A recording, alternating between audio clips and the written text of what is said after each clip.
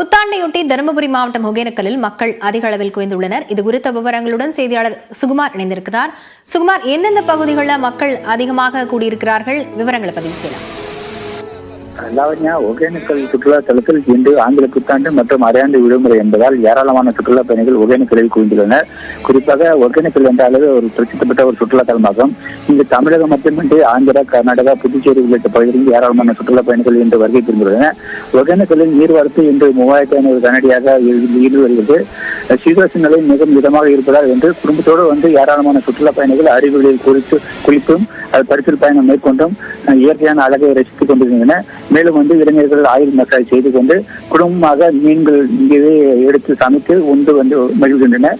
ஒகேனக்கலை பொறுத்தவரையிலும் மெயின் அருவி, சின்னி அருவி மற்றும் காவிரி ஆற்று உள்ளிட்ட பகுதிகளில் ஏராளமான சுற்றுலா பயணிகள் சிறுவர்கள் மற்றும் பெரியவர்கள் கொண்டு ஆற்றில் குளித்து மகிழ்ந்து வருகின்றனர். லாவண்யா,